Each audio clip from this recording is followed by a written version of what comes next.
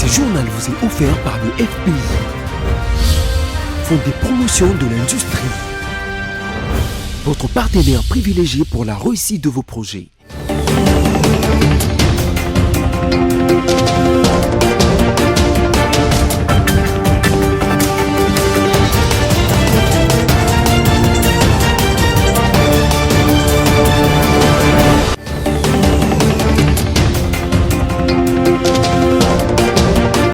Mesdames, Messieurs, bienvenue à cette édition rétrospective. En voici les titres.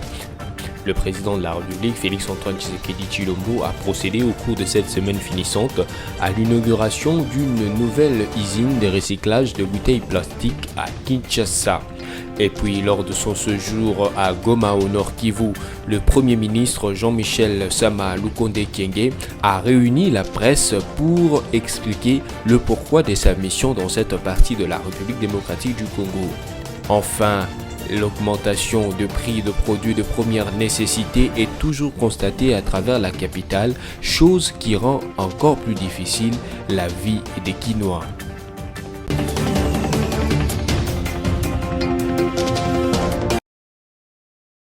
Rien ne se perd, rien ne se crée, tout se transforme. Cette célèbre phrase d'Antoine Lavoisier résume tout le travail, la noble mission que s'assigne la grande usine Kintoko Ok Plast de recyclage de bouteilles plastiques. Cette usine que le président de la République Félix-Antoine Tshisekedi Tshilombo vient d'inaugurer ce jeudi 14 avril 2022 sur l'avenue Poids-Lourd au quartier Kingaboua Limité. Pour célébrer l'événement, le chef de l'État avait à ses côtés, à la tribune, le président du Sénat Bahati Lukwebo, le Premier ministre Sama Lukonde, le vice-premier ministre en charge de l'environnement, Madame Eve Bazaïba, quelques autres membres du gouvernement et le gouverneur de la ville de Kinshasa, Gentini Ngobila.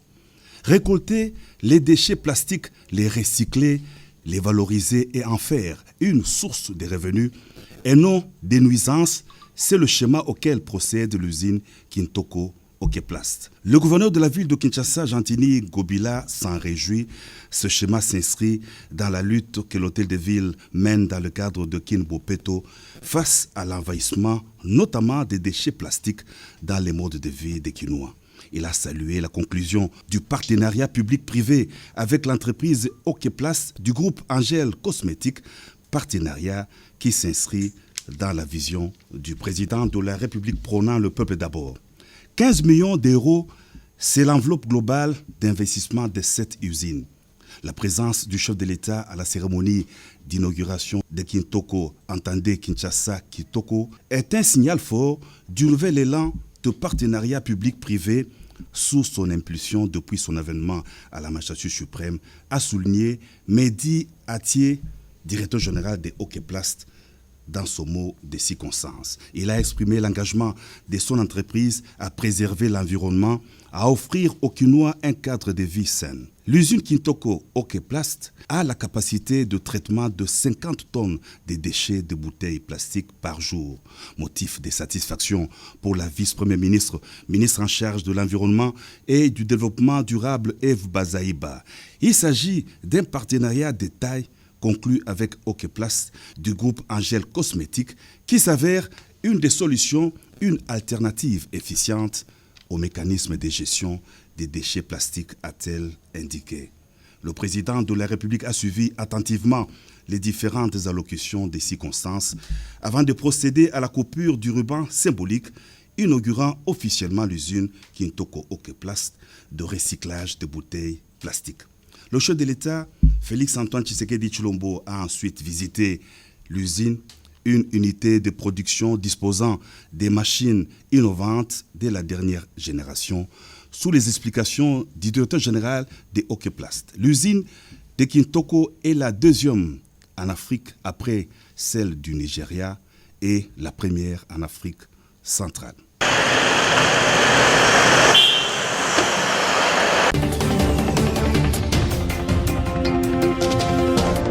Suite À l'absence de l'opposition parlementaire à la plénière de ce jeudi 14 avril 2022, l'opposition, notamment le Front commun pour le Congo, le président de l'Assemblée nationale, Christophe Mbosso Kodiampwanga, a décidé de renvoyer la plénière de ce jour au mercredi prochain.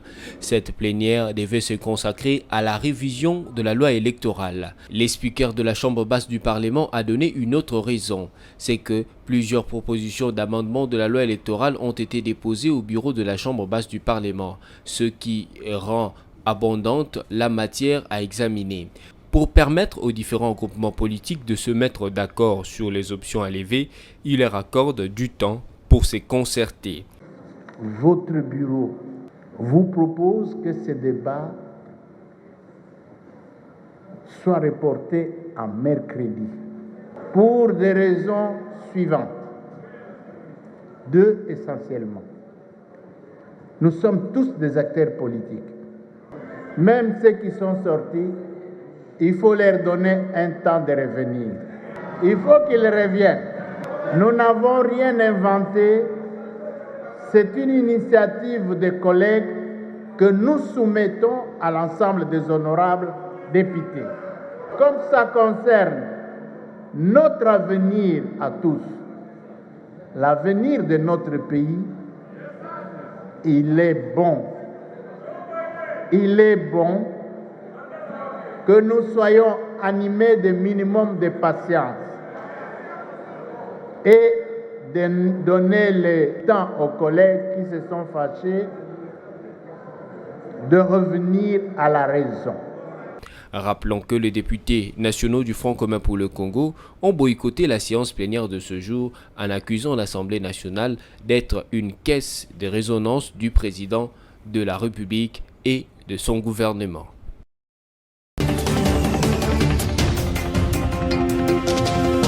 Dans la soirée, le message de convocation d'une plénière pour ce jeudi 14 avril 2022 afin d'examiner la proposition de loi modifiant la loi électorale, et cela sans aucun consensus, ait été préalablement dégagé entre les forces politiques et sociales. Rappelons ici que la loi portant organisation et fonctionnement de la CENI et la loi électorale en cours ont fait l'objet d'un consensus entre 2011 et 2018.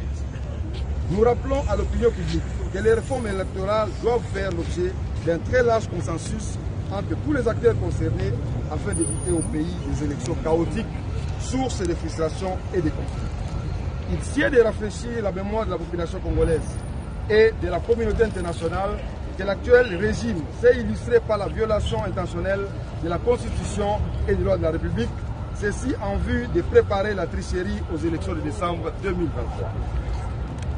Point n'est besoin de rappeler que le renversement en plein mandat de la majorité parlementaire issue des urnes par la corruption et à l'aide des intimidations de dissolution de l'Assemblée nationale au motif fallacieux que le régime était bloqué par le FCC.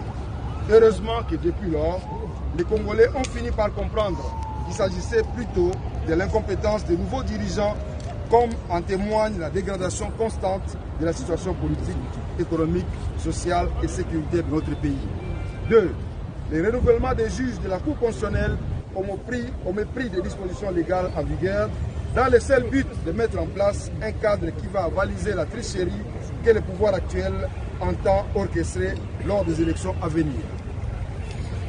La mise en place d'une plénière et d'un bureau de la CENI sans représentant de l'opposition politique, comme le veut la loi organique portant organisation et fonctionnement de cette institution d'appui à la démocratie, l'objectif étant de mettre en place une équipe chargée d'organiser la dite tricherie au regard du bilan médiocre du régime en place.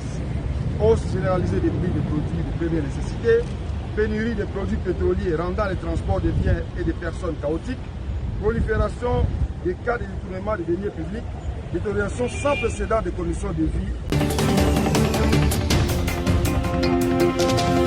Nous voulons que cette loi puisse fédérer au lieu de diviser. Voilà la raison pour laquelle on n'a pas ouvert le débat aujourd'hui et c'est reporté pour le mercredi prochain. Le président vient de prouver encore sa sagesse parce que nos amis du FCC et ceux de la MOUCA ont boycotté la plénière d'aujourd'hui et le président donne une semaine, renvoie les discussions à une autre plénière. Vous savez, les discussions sur la loi électorale, c'est toute une expérience en RDC. Nous avons 3 expériences d'élection et donc ça s'enrichit du jour au jour. Je ne vois pas pourquoi nos amis ne viendront pas donner leur expérience et surtout leur desiderata, les modifications. C'est une expérience que nous avons vécue ensemble, l'opposition et la majorité. Et donc il appartient à tout Congolais, à tout citoyen, pas seulement les parlementaires, d'être assez éveillés pour contribuer à ces discussions. Et enfin, comme on dit, de toute discussion jaillit la lumière. Nous avons effectivement déposé auprès du président Mbosso et son bureau le rapport annuel qui va du 1er avril 2021 au 31 mars 2022. Et en fait, si nous présentons un rapport sur une durée plus longue que notre propre séjour à la CENI, c'est lié au fait qu'il y a la continuité du service. L'équipe qui est partie a travaillé durant la plus grande partie de cette période de notre rapport. Et nous, on est venu à la fin du mois d'octobre jusqu'au 31 mars. C'est ainsi que vous avez un rapport. Ça se fait selon le principe de la continuité du service. Ce que vous pouvez retenir, c'est que nous faisons une description des activités menées et une analyse des résultats obtenus. Évidemment, en expliquant le contexte dans lequel nous avons travaillé et le contexte général du pays sur le plan politique, sur le plan électoral, nous touchons aussi à ça. Et bien sûr, nous fondons aussi la chose sur notre stratégie, une stratégie que nous avons mise en place aussitôt que nous avons commencé, et qui décrit notre vision, nos valeurs, les axes stratégiques, etc. Donc c'est plus ou moins ça, mais évidemment, le rapport devra être lu par l'Assemblée nationale. Donc je ne peux pas aller plus en détail que cela. La CENI a l'ambition d'organiser des élections de bonne qualité et à temps, c'est-à-dire selon les délais constitutionnels. Nous n'allons pas le faire dans la précipitation, mais en fait nous travaillons au-delà des heures normales de travail. Je peux vous dire que même ce week-end, nous avons travaillé aussi bien samedi que dimanche. Donc ce n'est pas la précipitation, mais c'est plutôt l'assiduité qui caractérise notre travail, en dépit du fait que nous avons été, cette CENI a été mise en place avec 28 mois de retard. Et alors nous travaillons d'arrache-pied pour que les élections aient lieu à temps et des élections crédibles. À la population, c'est ce que j'ai dit, je les encourage, j'encourage notre population à s'approprier ce processus électoral parce que la CENI, à elle seule, n'aurait même pas besoin d'organiser des élections. Nous voulons que notre population vienne participer à toutes les étapes du processus électoral. Bientôt, là, nous allons commencer l'inscription des électeurs. Il faudra que l'électorat vienne s'inscrire. Et évidemment, on aura d'autres étapes, campagne électorale, les scrutins eux-mêmes. Donc, tout ce que nous demandons à notre population, de s'approprier ce processus parce que ce processus n'a de sens que si notre peuple y participe. La notabilité du territoire de Lodja, à travers notre association, l'Amicale de Lodja, est venue solliciter l'implication du président de l'Assemblée nationale pour trouver des solutions aux préoccupations des fils et filles de Lodja. Et au niveau des institutions nationales, nous sommes venus demander également son appui, son implication d'homme d'État, plein de maturité, du président de l'Assemblée nationale, pour pouvoir intervenir et jouer son rôle pour résoudre quand même, s'il faut que je le dise, des motions à répétition adressées à l'un d'entre nous qui représente les territoires de Lodja. Donc, dans le gouvernement de l'Union sacrée de la nation, un poste est revenu au territoire de Lodja. Mais nous voyons que ce poste est en danger et nous sommes venus lui dire de pouvoir se concerter ou appuyer, comme je peux le dire, notre ministre qui a reçu et qui continue à recevoir des questions orales avec débat, des motions de défiance. Et la notabilité de Lodja a pensé qu'il pouvait venir parce que nous ne pouvons pas, nous n'avons pas les mandats de nous présenter devant les députés. Et lui, en tant que responsable, nous sommes venus le voir. Mais cela n'exclut pas une démarche de la notabilité. Le ministre a le droit de redevabilité et il doit répondre aux préoccupations des députés. Et en suivant la télévision, je pense qu'il a répondu aux préoccupations des députés. Et pour le moment, il a reçu des recommandations et nous voulons qu'il applique ces recommandations-là. Donc nous ne demandons pas au président d'intervenir comme tel. Cela rentre dans une démarche globale qui constitue les préoccupations de la notabilité de Lodja. Donc nous ne venons pas pour geler ou demander la poursuite de ces motions, mais nous sommes dans une démarche globale. Une démarche globale qui rentre dans les préoccupations des fils et des filles de Lodja. En ce qui concerne le territoire de Lodja, nous voulons la paix. Et le président de l'Assemblée nationale a dit qu'ensemble, les forces vives du territoire de Lodja doivent se serrer le coude pour construire une paix durable, à l'exemple de nos pères de l'indépendance qui, lorsqu'on avait arrêté Patrice Emery Lumumba, on dit que pour pouvoir siéger, il fallait que Patrice sorte de la prison. Donc nous voulons la paix, nous voulons que et nos politiciens et nous qui sommes de la société civile, nous puissions construire ensemble notre territoire, nous puissions construire ensemble notre province dans la paix et dans l'unité. Mesdames et messieurs de la presse ainsi que toute l'assistance. Face aux chevaliers de la plume, du micro et de la caméra, le Premier ministre a rappelé les différents axes de sa mission à Goma, dans le Nord Kivu. Nous revenions ici dans la province du Nord Kivu de par le souci que nous avons pour les populations de cette province, souci lié directement aux questions sécuritaires. Très prochainement, nous allons accueillir ici en République démocratique du Congo Sa Sainteté le pape François, et donc des sites qui ont été ciblés devaient faire partie de mes visites. Nous avons pu rencontrer la société civile, nous avons pu rencontrer les chefs coutumiers, mais aussi les autorités provinciales. Jean-Michel Samalukonde a répondu aux différentes préoccupations de journalistes au sujet de l'état de siège de ZADF M23, installation du chef coutumier de Bokoumou, mais aussi la prise en charge de militaires engagés au front. Lorsque nous avons rencontré les chefs coutumiers, ils nous ont bien sûr posé cette question de légitimité du chef de Bokoumou, et après analyse, une réponse a été donnée et cette installation va se faire vraiment dans les jours qui suivent. Nous donnons toujours un message à tous nos partenaires de nous accompagner dans ce processus de pacification vis-à-vis de ce groupe. Salomon Idi Kalonda, conseiller spécial politique de Moïse Katumbi, a été accueilli triomphalement par une foule immense à Kindu dans la province de Maniema mardi 12 avril.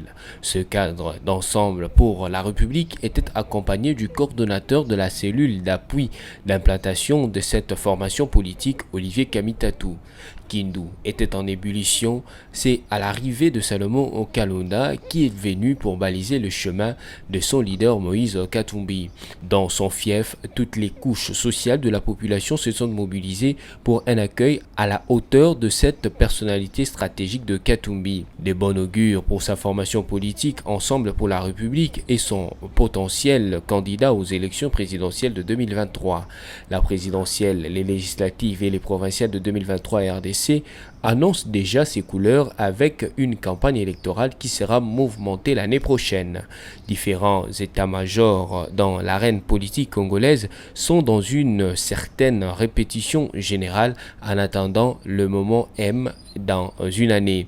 Le parti du chairman Moïse Katumbi s'y prête très bien dans cet exercice politique de haute facture, question de partir en pole position comme dans une course de MotoGP.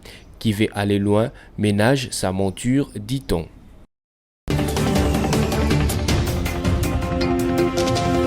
Martin Fayulu a été accueilli par une foule nombreuse qui l'attendait à l'aérodrome de Mbandaka. Dans un meeting populaire tenu à l'occasion, Fayulu Madidi a rappelé que le pouvoir appartient au peuple tout en demandant à ces derniers de préparer les élections en 2023. Il a dans la foulée condamné l'opacité des salaires que touchent le député, le sénateur, le premier ministre et le président de la République. Les soldats du peuple, comme on l'appelle, a également insisté sur la dépolitisation de la Commission électorale nationale indépendante CENI et de réformes consensuelles. Signalons que la tournée du président de l'ECD dans le Grand Équateur intervient avant la tenue de la conférence de gouverneurs prévue dans le prochain jour à Mbandaka. Notez que ce grand événement sera présidé par le chef de l'État, Félix Antoine Tshisekedi.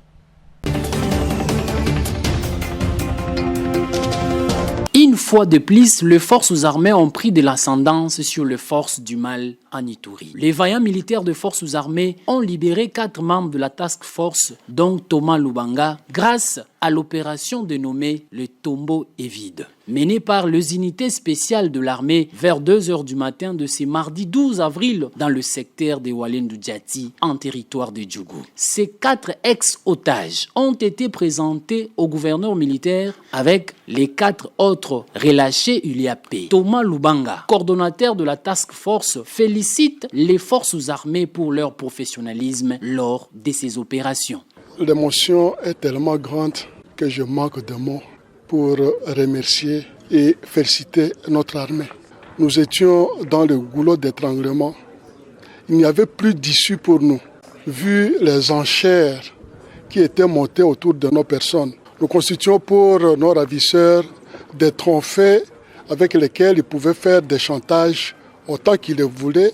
Et pendant des mois, une coordination parfaite de nos forces armées. Nous avons bénéficié des orientations véritablement professionnelles. Tout était mis en œuvre pour que notre libération puisse réussir. Et c'est une libération de guerriers, c'est une libération de bravoure.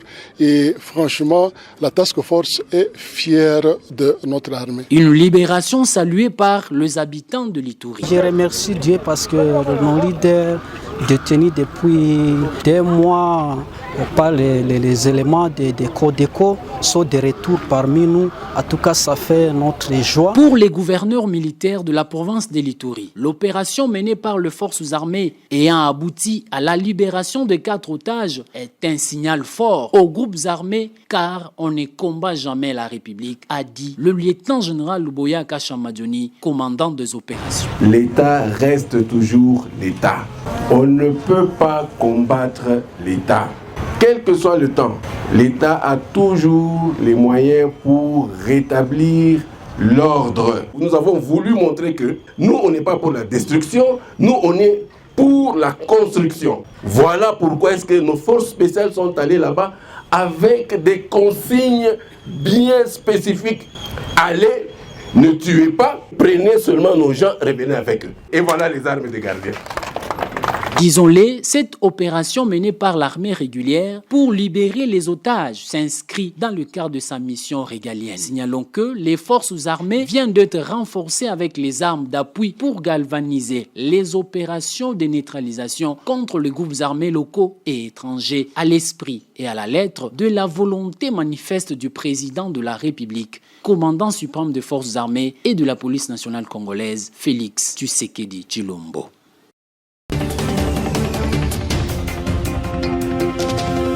Procès son jour en République démocratique du Congo, la Cour de cassation a cassé l'arrêt de la Cour d'appel condamnant l'ex-directeur de cabinet du chef de l'État, Vital Kamerhe, à 13 ans de travaux forcés et renvoie les dossiers pour être réjugés.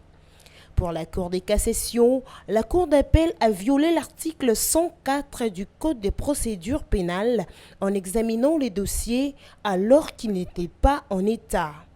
Cette cour a souligné que la juridiction d'appel a statué sur base d'une notification des dates d'audience alors qu'elle aurait dû citer le prévenu. Ce qui constitue aussi une violation du droit de la défense prévu par l'article 19 de la Constitution. Elle renvoie l'affaire devant la Cour d'appel de Kinshasa-Gombe, autrement composée. Cette dernière devra rouvrir l'instance et réjuger l'affaire dans son fond.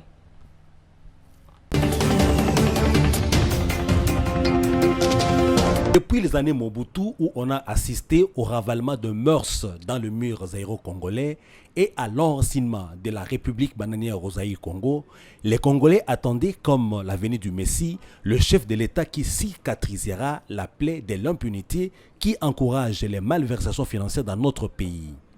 Si Joseph Kabila a eu les mains quelque peu liées, étant donné le contexte de son arrivée au pouvoir et l'obligation de composer avec n'importe qui pour réaliser les conditions constitutionnelles de disposer de la majorité parlementaire et de se donner les chances de remporter le scrutin présidentiel, le régime actuel était politiquement, socialement, historiquement et moralement les mieux placés pour imposer l'état de droit en RDC.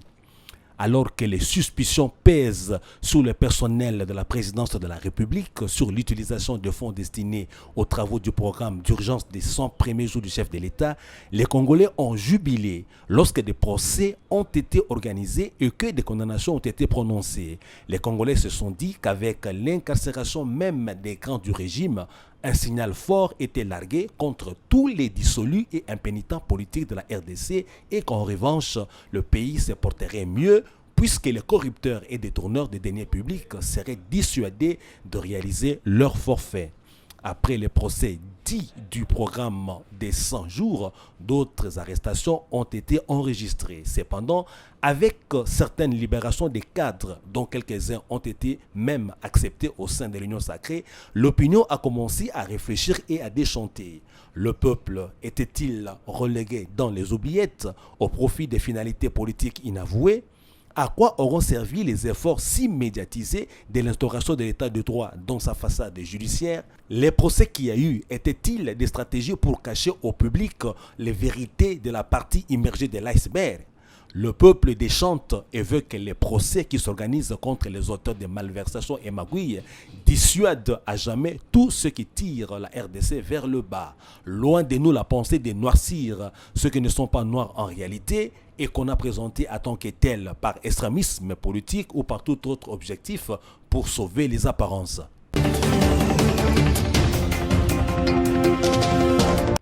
La campagne de vaccination accélérée contre la Covid-19 a démarré ce jeudi 14 avril à Kinshasa et prendra fin le 20 avril, dans 7 jours. Selon l'antenne provinciale du programme élargi de vaccination PEV, qui l'organise avec ses partenaires, le but est de minimiser l'impact d'une probable 5e vague de cette pandémie en RDC. C'est vrai, pendant cette période, il n'y a pas assez de cas, mais on se prépare déjà à une nouvelle vague, puisque déjà en Europe, la maladie a repris. Deuxièmement, avec la vaccination routine, la RDC et la ville-province de Kinshasa aussi, nous sommes à moins d'1% de personnes vaccinées, a fait savoir le coordonnateur du PEV à Kinshasa, Dr. Eddy Makengo. Il a indiqué que le PEV va déployer les équipes d'abord dans la plupart des centres de santé qui vaccinent pour une stratégie fixe. Ces derniers a précisé que pendant une période de 3 à 4 jours, l'équipe des vaccinateurs sera dans un endroit et après avoir vacciné un rayon donné, elle va se déplacer vers un autre site. Il a également invité les personnes qui vont opter pour la deuxième dose à se présenter un mois après avoir reçu la première dose pour la suite du processus. Notez que le PEV détient 4 types de vaccins et chacun est libre de faire son choix.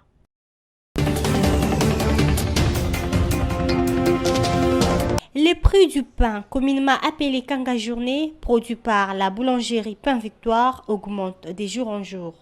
La baguette qui s'est vendue à 200 francs congolais s'achète maintenant à 300 francs congolais. Et celle qui coûtait 300 francs congolais s'achète actuellement à 500 francs congolais. Certaines vendeuses trouvées autour de la boulangerie des Pains Victoire dans la commune de Lingwala ont exprimé leur ras-le-bol au micro de votre rédaction ce mardi 12 avril 2022.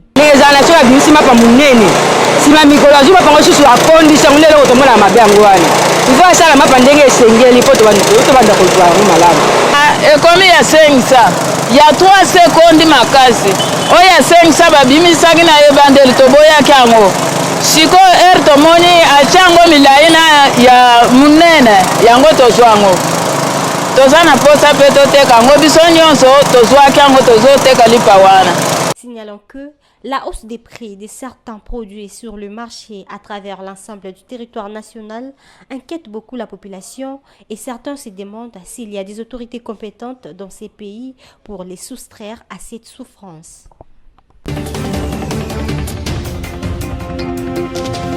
Depuis lundi 11 avril 2022, il est su que la Fédération congolaise de football association FECOFA en acronyme a maintenu l'Argentin Hector Cooper au poste de sélectionneur de l'équipe nationale de la République démocratique du Congo. C'est malgré le fait qu'il n'a pu qualifier la RDC à la phase finale de la Coupe du Monde Qatar 2022. Selon l'instance fêtière du football congolais, le travail du successeur de Christian Singhi est appréciable et il a amené l'équipe nationale là où les autres n'ont pu. Selon le secrétaire général adjoint de la FECOFA, Patrice Régnier Mangenda, qui brosse cette appréciation, M. Cooper a fait du bon travail et il a été pris pour 2 objectifs, à savoir la Coupe du Monde et la CAN 2023. Un détail additionnel, c'est celui du secrétaire général de la FECOFA, belge Situatala, qui, lui, en détail additionnel, c'est celui du secrétaire général de la FECOFA, belge Situatala, qui, lui, annonce une réunion d'évaluation du travail Dr Cooper au courant de cette semaine-ci. Pour Belge Situatala, on attend Cooper au second objectif. Rappelons qu'Hector Cooper s'est engagé avec la RDC le 30 mai 2021. L'Argentin a alors paraphé un contrat de 2 ans avec le gouvernement de la République démocratique du Congo. L'Argentin a alors paraphé un contrat de 2 ans avec le gouvernement de la République démocratique du Congo. Avec son salaire de $55,000 américains, il figure dans le top 5 des coachs le mieux payés en Afrique.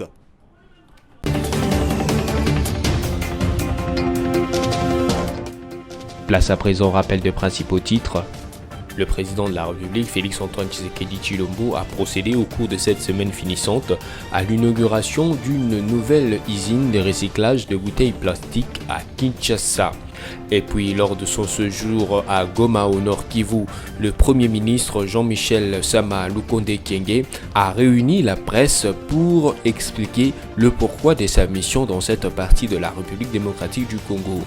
Enfin, l'augmentation de prix de produits de première nécessité est toujours constatée à travers la capitale, chose qui rend encore plus difficile la vie des Kinois. C'est tout pour cette édition rétrospective, merci à vous de l'avoir suivi et bon week-end chez vous.